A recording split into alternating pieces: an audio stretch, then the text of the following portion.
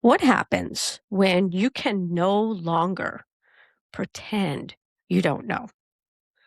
When the awareness is there, when the truth has already surfaced, when the mask is no longer comfortable, but living that truth still feels unfamiliar, maybe even unsettling, because knowing is one thing, but living what you now know, that's something else entirely. And that's where this new chapter begins. Hey everybody, I'm Mary Beth Rim. I am a licensed clinical social worker. I'm a coach, I'm a runner, and someone who deeply believes in the integration of mind, body, and spirit. And if you've been with me through the Living Unmasked series, you've done some powerful work. And I'm really proud of you because you've peeled back layers. You've questioned rules. You started to see yourself more clearly, maybe for the first time in a long time. But here's the truth. Awareness doesn't automatically become embodiment. Insight doesn't instantly become change. And that's why we're here. So welcome to Living Forward. Conversations on becoming who you are. And before we go further, if these conversations resonate with you, make sure you subscribe to my YouTube channel so you don't miss what's ahead. Because this series is about living it, not just understanding it. And if you need to go back to understanding it, I advise that you do that as well. So, what is the space after awareness? What does that look like? Well, there's a space that people don't talk about enough. It's the space after you see clearly, but before your life fully reflects that clarity. Because it can feel like you've outgrown parts of your life and yourself, but you're still in them. You've shifted internally, but others still relate to the old version of you. Heck, they may even want the old version of you. And you know your truth, but you hesitate to fully live it. This space, it can feel confusing, lonely, even disorienting. I mean, I sometimes call it the identity gap because you're no longer who you were, but you're not fully living as who you're becoming. So why we don't live what we know? Let's talk about this honestly. Because if you already know what feels right, why is it so hard to live it? It's not because you're weak. It's because you lack, and it's not because you lack discipline. It's because your nervous system, your history, your patterns, they are still catching up. Knowing something intellectually does not mean your body feels safe living it. And this is where so many people get stuck. They think, I should be further along. I already know this. Why am I not doing it? But the real question is, does your body feel safe enough to be this version of you? This is why I call this week the return. Because becoming who you are is not about becoming someone new. It's about returning, returning to the truth you've always carried, the instincts you've learned to override, the voice you learned to quiet. But here's the part that matters most. The return is not a moment. It's a practice. Every day practice. It's something you choose again and again and again. You see, for so much of my life, I didn't feel like I fully fit in. I didn't feel like people really knew me. And truthfully, there were times I didn't even know myself. I learned early on to adapt, to adjust, to read the room and respond accordingly. See, my opinion didn't always feel like it mattered.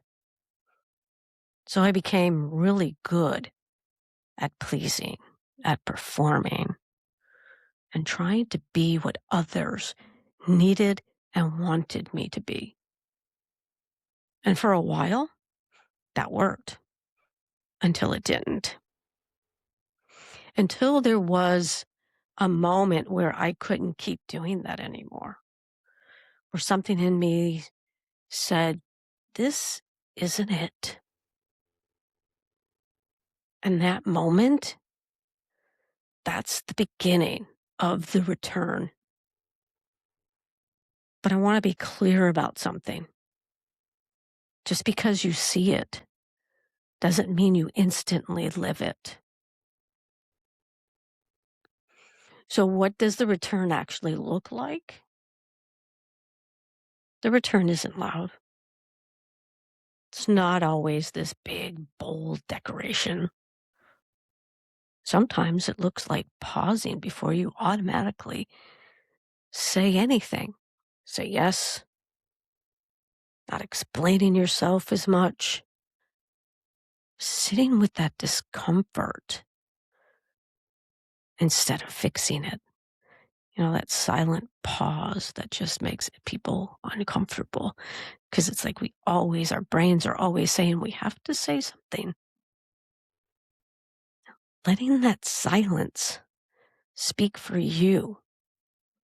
It's subtle, but it's powerful because every time you choose alignment over habit, you are returning to yourself.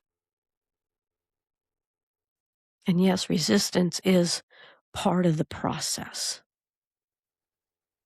So now let's talk about something that's important.